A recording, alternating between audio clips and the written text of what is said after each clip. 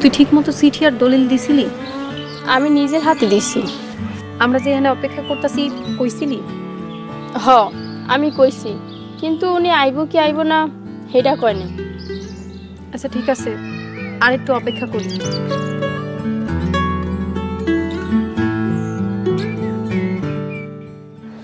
ঠিক আছে, তোরা কথা ক, আমি আহি। আমার এখানে রাখছিস কেন? তুই খুব ভালো করে জানোস যে আমি তোর লগে আর সংসার করবো। সংসার না করলে না করবেন, কিন্তু আমি চাই আপনি সত্যিটা জানেন। চরিত্রে দাগ নিয়ে আর সারা জীবন আপনার কাছে খারাপ হয়ে আমি বাঁচতে চাই না। কি মনে করছিস তোর পাঠানো সম্পত্তির দলিল দেখা আমি সম্পত্তির লোভে তোরে আবার আমার ঘরে উঠাম? সম্পত্তির দলিল আমার কাছে থাকলে আমার সৎ মার আমার খালাতো ভাই আমার থেকে জোর করে দলিল নিয়ে নিত। আমি আমার সৎ মায়ের কইছি আমার সব সম্পত্তি আপনার নামে লিখে দিছি। মানে আমার সৎ মা আর আমার খালাতো ভাই আমার সম্পত্তির জন্যই আমার সংসার ভাঙছে। আর কত নাটক করবি আমার লগে? আমি জানতাম আপনি বিশ্বাস করবেন না, তাই প্রমাণ সাথে করেই নিয়েছি। এনেন, শুনেন।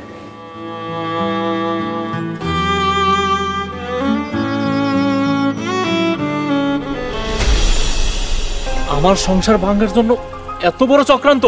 আমি এখনই থানায় যাইতেছি, আমি এখনই পুলিশ নিয়ে আজিজ আমি এখনই ধরে নিতেছি।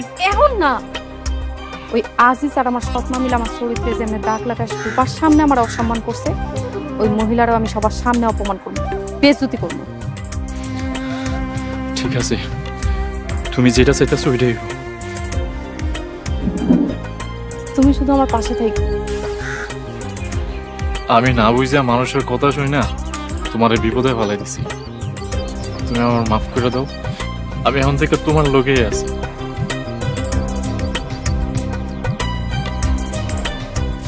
চাচা, স্বর্ণার কোনো দোষ নাই, স্বর্ণা সম্পূর্ণ নির্দোষ। আমি আমার স্ত্রী সন্তানকে সম্মানের সাথে বাড়ি নিয়ে যেতে চাই। তুমি ভাই আপনি কি করেন? আমার বলার মুখও নাই, ভাষাও নাই। আমরা না যাই না, না বুঝা, না যাচাই কইরা বৌমার উপরে এইরকম একটা অপবাদের বোঝা চাপায় দিছি, আবার বাড়ি থেকে অপমান করে তারাইয়াও দিছি। বৌমা, বৌমা তুমি আমাকে ক্ষমা করে দিও। আব্বা, আপনি এসব কি কইতাছেন? শুধু আপনি না বিআই সাহেব, আমিও আমার মাইয়ারে যা ইচ্ছা তা বলে অপমান করছি। আমিও বাবা হিসাবে লজ্জিত। আপনারা এইসব কই আমার আর পাপের ভাগীদারি বানায়েন না। একটা কথা কি জানেন আব্বা, সংসার টিকে বিশ্বাসের উপর। সংসারে যত বিপদই হোক না কেন, জীবন সঙ্গীর উপর বিশ্বাস রাখতে হয়। আমি আর কোনোদিন তোমার অবিশ্বাস করবো না। যাই বলেন তমিজ ভাই আর ইসুফ ভাই, আমাদের স্বর্ণা বৌমা ঠান্ডা মাথায় ওর সংসারটাও টিকাইল, আর পাপীদেরকেও শাস্তি দিল। এর লেগেই তো সবাই কয় নদীর পানি ঘোলা ভালো, জাতের মেয়ে কালো ভালো। বাড়িতে আসো, তাড়াতাড়ি বাইরে আয়। এই কি হইছে রে মানিক? কালা সর্বনাশ হয়ে গেছে। কি হইছে? ওই গঞ্জের দোকানপাট সব পুড়ে গেছে। হায় হায়, কি কইতাছিস এই সব? এই রুহুল, রুহুল তাড়াতাড়ি বাইরে আয়। কে রে মানে সকাল সকাল আমার বাড়িতে কি হইছে? আরে সর্বনাশ হয়ে গেছে, গঞ্জের দোকানপাট সব পুড়ে গেছে, তাড়াতাড়ি চল। এই কি কস? এই হায় হায়, হায় হায়, কি হইলো? বৌমা, আমার পোলার কি সর্বনাশ হয়ে গেল? হায় হায়, এত কষ্ট করে তিল তিল করে আমার পোলা ব্যবসা জমাইছে, একদিনই সব শেষ হয়ে যাবে। মা, আল্লাহ, ও আল্লাহ, তুমি কই আমার পোলার কি হইব? কি হইছে বাজান? কি হইছে আমার ক? কি হইছে বাজান? মা, আমার সব শেষ। দোকানের মালামাল যা ছিল সব পুরা সারগার হয়ে গেছে মা। খালি দোকানের মালামাল না, আমাকে স্বপ্ন পুরাও ছাই হয়ে গেছে। আর এই সব কিছু হইছে এই ডাইনির লাগি। যেদিন থেকে এই ডাইনি আমাকে বাড়িতে আইছে, ওই দিন থেকে একটা পর একটা কিছু লাগিয়ে রইছে। এই চুপ কর, কি কইতেছ তুই সব? চুপ করমু কেন মা? এতদিন তো আমাকে ঘরে কোনো আপদ বিপদ আসছিল না। যেদিন থেকে তুমি এই অলক্ষী মাইয়ারে ঘরের বউ করে আনছো, ওই দিন থেকে আমাকে ঘরে অশান্তি লাগিয়ে রইছে। রত্না, না যাই না, না বুঝা হুট করে কাউরে দোষ দিবি না। আল্লাহ যা করে ভালো লেগেই করে। ঠিক কইছো বাজার, আল্লাহ যা করে তা ভালোর জন্যই করে, কিন্তু এই দুর্ভাগ্য এই অলক্ষী মাইয়ার কারণে আইছে। চুপ কর রত্না, মুখে যা আছে তাই কবি না। কেন চুপ করমু কেন ভাই? আমি কিছু কইলেই দোষ? তুই এমন ভাবে কইতাছস যে স্বর্ণা নিজে গিয়ে মার্কেটে আগুন লাগাই দিয়েছে? স্বর্ণা মার্কেটে আগুন লাগায় না, এই সংসারে আগুন লাগাইছে।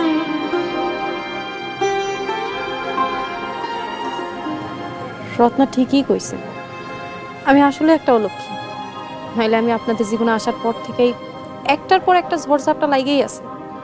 মাগো, রত্নার কথা তুমি কিছু মনে করো না। মানুষ হইল আশরাফুল মাকলুকাত, মানুষ কখনো অপয়া হইতে পারে না। মা, আমার বৌমা হয়েছে আমার সংসারের লক্ষ্মী। বৌমার কারণে যদি আমাকে সংসারে দুর্ভাগ্য আইসা থাকে, আমার বিশ্বাস এই বৌমাই একদিন আমাকে সংসারে সৌভাগ্য নিয়ে আসবে। আব্বা, আপনারা এইভাবে ভাঙ্গা পড়েন না। আপনার ছেলে আর আমি মিলা নতুন করে আবার ব্যবসা শুরু করব, সবকিছু আবার আগের মতো হয়ে যাবে। আপনারা শুধু আমাদের জন্য দোয়া করবেন। অবশ্যই। নিজের দোকান পড়ার খবর আর পত্রিকায় পড়া কি, আমি তো নিজের চোখের সামনেই দেখছি নিজের স্বপ্ন পুরা সারকার হয়ে যায়।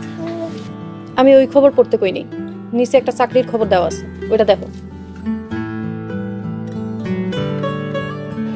সরকারি বিধি মোতাবেক থানা শিক্ষা অফিসার পদে নিয়োগ বিজ্ঞপ্তি। আগ্রহী প্রার্থীগণ 200 টাকা ব্যাংক ড্রাফট এবং জাতীয় পরিচয়পত্রের ফটোকপি এবং পাসপোর্ট সাইজের 3 কপি ছবি 15 তারিখের মধ্যে আবেদন করার নির্দেশ দেওয়া হয়েছে।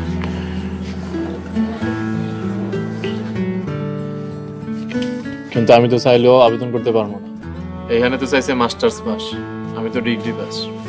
আমি তোমার কথা কই নাই, তুমি চাইলে আমি চাকরির জন্য আবেদন করতে পারি। তুমি চাকরি করবে? সমস্যা কি? পরিবারে এই দুদিনে যদি সরকারি চাকরিটা হয় তাহলে তো আমগোই ভালো। তোমার ব্যবসা আগে না হওয়া পর্যন্ত আমি না হয় সংসারে হাল ধরলাম। কিন্তু আব্বা আম্মা তো রাজি হবো না। আব্বা আম্মারে আমি রাজি করাবো। আচ্ছা, আব্বা আম্মা যদি রাজি হয় তাহলে আমার কোনো আপত্তি নেই।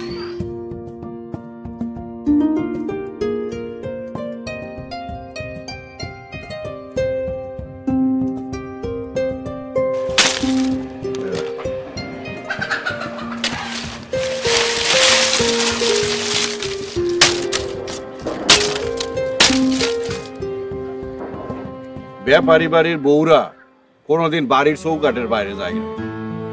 আর হেনে আমার পোলার বউ কিনা চাকরি করবো, মানুষে শুনলে কি করবো? আব্বা, মানুষের কথা আমি ভাবি না, আপনারা হইলেন আমার সবকিছু। আপনারা কি ভাবতেছেন এটা হইলো আসল কথা। আমি বৌমার লগে একমত।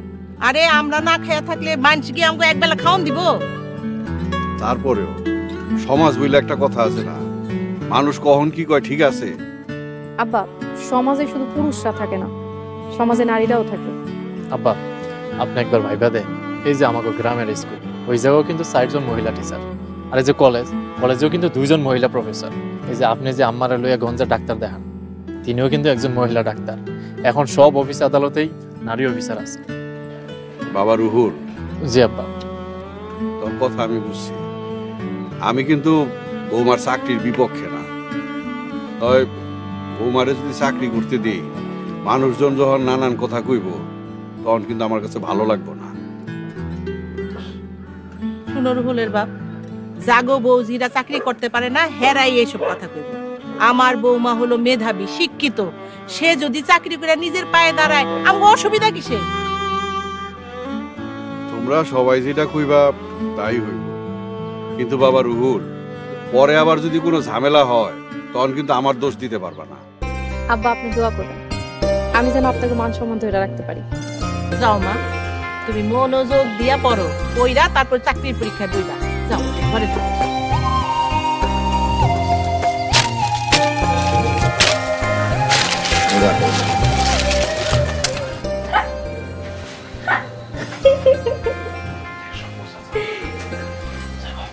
আসো, আমরা ঘুমাই। আসো। আরে আমার বাবাটা কি করে রে? হ্যাঁ বাবা, কি করো তুমি? ঘুম আসে না তোমার? একদম মায়ের মতো হইছো না, আদর না পেলে ঘুম আসে না। কি তোমার মুখে কি কোনো কথা আটকায় না? খারাপ কি বললাম? হ্যাঁ, একদম যেমন মা তেমনি তার পোলা। মোটেও না, আমার পোলা হইছে বাপের মতো, নিজেও ঘুমায় না, আমারও ঘুমাইতে দেয় না। আরে আসল কথাই তো জিজ্ঞাসা করলাম না, তোমার ইন্টারভিউ কেমন হয়েছে? অনেক ভালো, 2-1 দিনের মধ্যেই রেজাল্ট দিব। তুমি পত্রিকায় খোঁজ রাখো। আচ্ছা ঠিক আছে, 1 মিনিট। বাবা, এই যে বাবু কই, খিদা লাগছে? আচ্ছা তুমি যাও তো, যাই মার ঘরেতে ফিটার নিয়ে আসো। আচ্ছা। ঘুমাবো না, ঘুমাবো না।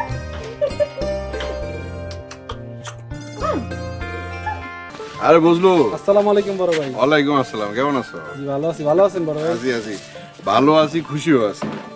খুশির খবর হইলো আমাগো রুহুলের বউ মানে আমার বৌমা থানা শিক্ষা অফিসারে বড় চাকরি পাইছে। উনি এখন বড় অফিসার। কি দিন কালাইলো, ঘরের বউ শ্বশুর শাশুড়ির সেবা যত্ন বাদ দিয়ে বলে চাকরি করবো এখন। এটা কি কও বুঝলো? আরে উপার্জন কইরা যদি সংসারে দেয়, এটাও তো সংসারের সেবার মতোই। না না ভাই, আমি আপনার কথা একমত হইতে পারলাম না। ঘরের বউ ঘরে থাকবো, তাদের আবার বাইরে চাকরি বাকরি কি দরকার? এরকম পুরান ধ্যান ধারণা বদলাও। মাইয়া মানুষটা তোমরা ঘরের বাইরে হইতে দাও না কেন? এই যে তোমার মাইয়ার লেগা মহিলা টিচার খুঁজো, হ্যাঁ? তোমার বউয়ের চিকিৎসার লেগা মহিলা ডাক্তার খুঁজো। প্রয়োজনের সময় ঠিকই শিক্ষিত নারী খুঁজো, আর প্রয়োজন শেষ তখন কও মহিলাকে কি লেগা বাড়ির তন বাইরে তুই। না হইছে কি ভাই, এইসব চিন্তাধারা বদলাও। যুগ বদলায় গেছে, এখনকার দিনে মেয়ে আর ছেলে সমান অধিকার। ওই নারী পুরুষের ভেদাভেদ না কইরা যোগ্যতা দিয়া বিচার করবা। কার যোগ্যতা বেশি তার সম্মান করবা বেশি। এরকম খাও, মিষ্টি খাও, বড় করে করো। বুঝলা? যাও বাইতে যাও। কি দিন কালাইলো, তুমি ভাই বলে ছেলের বউ টাকা সংসার চালাইবো।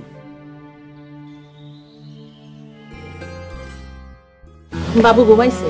ও মা ঘুমাইছে। আহারে, আমগো সংসারের লেগে ওর মা ডাকে চাকরি করতেছে, পোলাটা মা ডাকে পাইতেছে না। ওই চাকরিটা পাইছে বললে তো একটু নিঃশ্বাস নিতে পারতেছে। সংসারের যে অবস্থা, কি যে হইতো।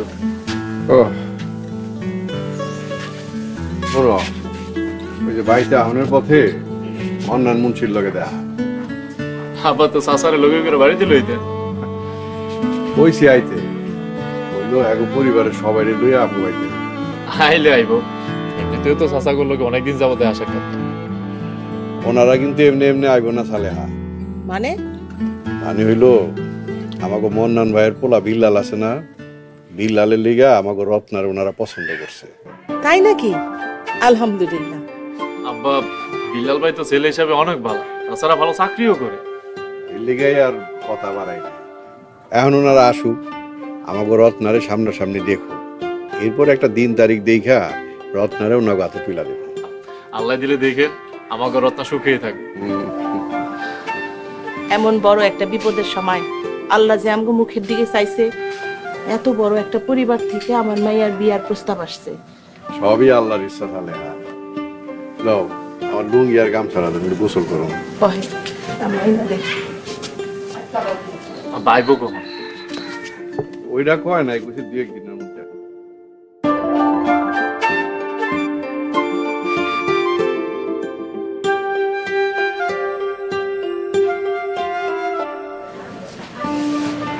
কি করতেছো?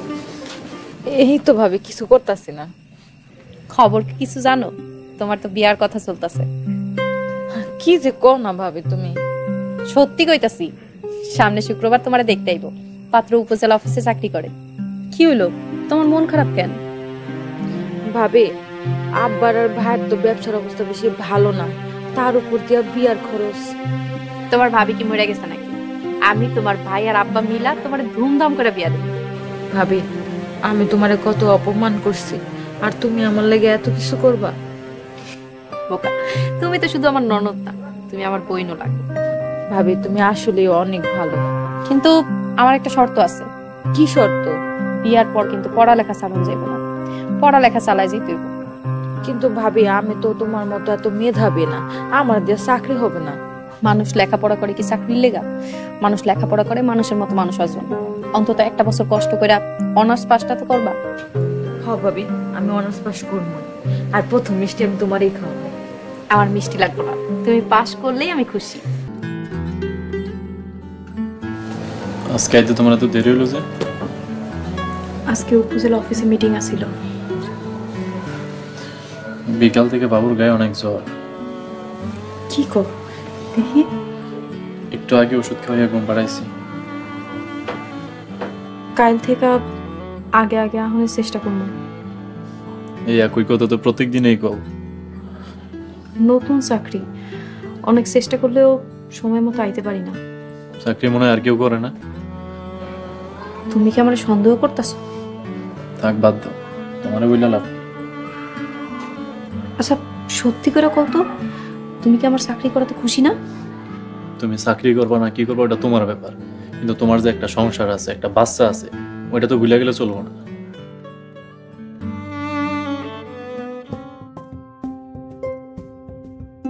কি রুলের মা, বৌমার পাতে তো কিছু নাই, এটা মা চুলে দাও না। না না আব্বা, আমার খাওয়া শেষ। কি কব মা, এত দুঃখ খাইলে তোমার পেট ভরবো? এক কাজ করো রুলের মা, বৌমার পাতে এই কাতল মাছের মাথাটা উঠায় দাও। না আব্বা, আমি মাছের মাথা পছন্দ করি না। না, কে পছন্দ না, খাও। মা ভাবি না খেলে তুমি আমারে দাও মাছের মাথাটা।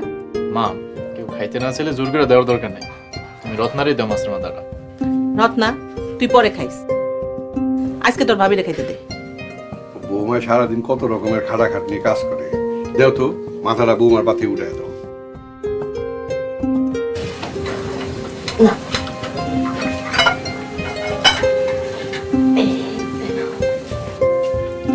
এবার আরাম করে খাও। হাসো কেন মা? কিছুদিন আগে পোড়া ভাত আর ডাল দিয়া ভাত খাইছি, আর আজকে আপনারা কত আদর করে আমারে খাওয়াইতেছেন। আসলে ভাগ্য বদলাইতে সময় লাগে না। সবই আল্লাহর ইচ্ছা মা, আমগো ব্যবহারে কিছু মনে করো না, বুঝলা যাও। কোন পরীক্ষার মধ্যে যে পড়ছি আল্লাহই জানে। এই নেন আব্বা। এই কি এর টাকা? আমার বেতনের টাকা আর কিছু টাকা ব্যাংক থেকে লোন নিছি। এই টাকা দিয়ে কি করো? রত্না শুধু আপনাদের মেয়ে না, আমার বোনও। ওর বিয়ের দায়িত্ব তো আমারও আছে। এর লেগে তুমি এতগুলা টাকা ঋণ করবা? ঋণ করছি তো আম্মা, কি হইছে? প্রতি মাসে বেতনের টাকা থেকে অল্প অল্প করে শোধ করে দিব, তাতে তো সমস্যা নেই। বৌমা, তোমারে যে আমি কি কমু, এই বিপদের দিনে তুমি আমাকে পুরা পরিবারটা সম্মান বাঁচাইলা। আপনাদের সম্মানই তো আমার সম্মান, আমিও তো আপনাদের পরিবারের একজন। তোমার কাছেই রাখো। যাও মা, বাচ্চাটা মনে কাঁদতেছে, যাও।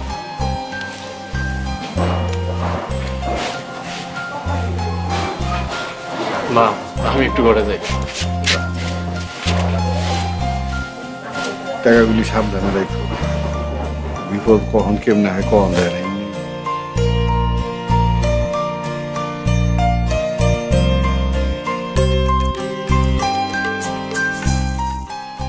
কই যাও?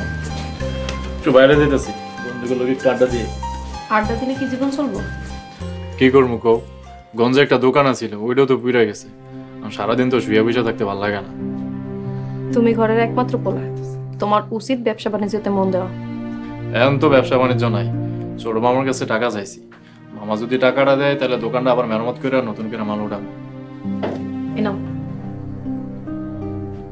টাকা? তোমার ব্যবসার জন্য 2 লাখ টাকা। তোমার না কইছি তোমার আব্বার কাছ থেকে টাকা না আনতে, আমি শ্বশুরের টাকা ব্যবসা করতে পারবো না। এটা আমার জমানো টাকা, সারা জীবন টিউশনি কইরা আর নিজের হাত খরচে টাকা বাঁচায়া ব্যাংকে জমা রাখছিলাম, ডিপোজিট ভাঙছি। তুমি আমার ব্যবসার লেগে নিজের সঞ্চয় ভেঙে ফেললা? সঞ্চয় যদি বিপদের দিনে কাজেই না লাগে তাহলে সঞ্চয় করে লাভ কি?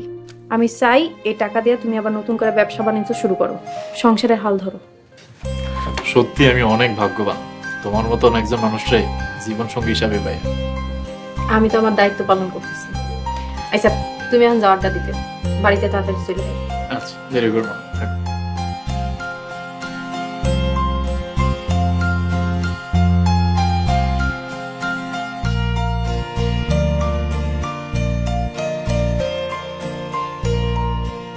রে রুল, নতুন দোকান দিলি, তাও আবার গ্রামে।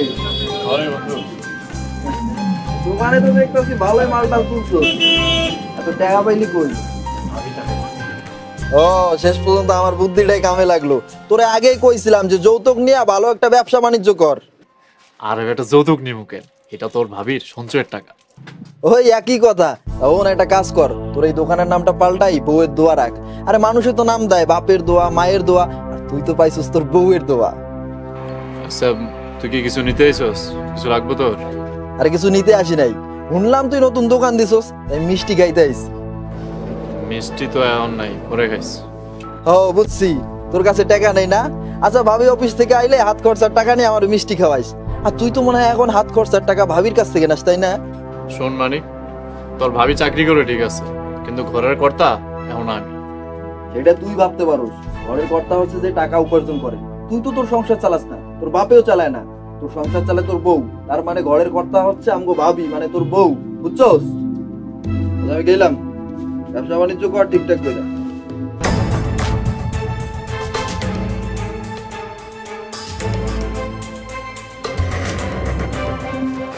কিরে বাজান, কি হয়েছে? মন খারাপ? মা, মানুষ আর খোটা হুনতে হুনতে আমার ধৈর্য সীমা ছাড়া গেছে। আবার কি হয়েছে? কোথাও বাইরে হলে লোকজন আমার নিয়ে হাসাহাসি করে। এই কি হইছে? বাইরে তো চিৎকার চেঁচামেচি কি আর? আব্বা, আমি কোনো জায়গায় বাইরে হতে পারি না, লোকজন আমার নিয়ে হাসাহাসি করে। ইয়ার কি করে? আরে কি হইছে সোজা কথায় ক। আমারে দেখলেই মানুষ কয় আমি নাকি বউয়ের ইনকামে চলি, বউয়ের টাকায় আমার সংসার চলে, আমি নাকি বউয়ের গোলাম। তুমি মানুষের কথা কান দাও কেন? ইচ্ছা করলে তো আর কান বন্ধ করে রাখা যায় না। মানুষের কামই তো কথা কওয়া, তারা যা খুশি কো। তোমার সংসারের খবর তুমি জানো না? আমার নিজের উপরে নিজের এখন বিরক্ত লাগে। নিজের উপর বিরক্ত লাগে নাকি আমার উপর বিরক্ত লাগে? সারা দুনিয়ার উপরে বিরক্ত। এখন আর আমার রুহুল নামে মানুষ চিনে না। আমার এখন একটা নতুন পরিচয়, আমি স্বর্ণার হাজবেন্ড। শুনো, সারা দুনিয়ার মানুষের কাছে তোমার কি পরিচয় এটা আমার দেখার বিষয় না। আমার কাছে তুমি আমার স্বামী, এটাই হচ্ছে সবচেয়ে বড় পরিচয়। কিন্তু আমি তো মানুষের খোঁড়া শুনতে শুনতে ক্লান্ত হয়ে গেছি। বাবা রুহুল, মানুষ যা ভাবে তাই বলে। এই যে বউরে শাসন করলে কয় অমানুষ, আবার যদি স্বাধীনতা দেয় তাই কয় কাপুরুষ। বউরে যদি চাকরি করায় তাই কয় লোভী, আর চাকরি করতে না দিলে কয় অত্যাচারী। আরো কত রকম কথা আছে। বউয়ের কথা শুনলে কয় ভীতু, আবার বউরে শাসন করলে কয় নিষ্ঠুর। মানুষের অভিযোগের কি শেষ আছে রে বাবা? সারা দুনিয়ার মানুষটা তো তুই খুশি করতে পারবি না বাজান। আমগো বউ আমগো সংসারের লেগে কত খাটাখাটি করে, চাকরি করে। হুদাই মানুষের কথা শুনে আর সংসারে অশান্তি করিস না বাজান। বৌমা নিজে পরিশ্রম করে সংসারের হাল ধরছে। কই গ্রামের কেউ আইসা তো আমাকে সাহায্য করে না আমগো বিপদের দিনে। এই সময় একমাত্র বৌমাই আমগো পাশে দাঁড়াইছে, আমগো সাহায্য করতেছে।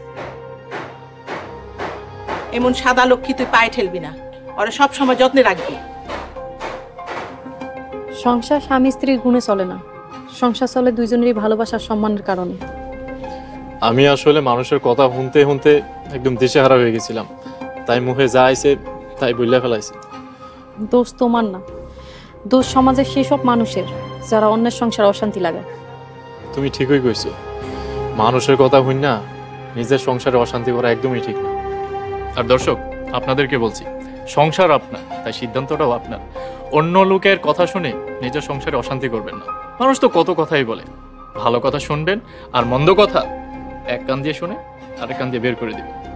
কারণ সংসার ভাঙতে ঝড় লাগে না, বাইরের মানুষের কুবুদ্ধিই যথেষ্ট।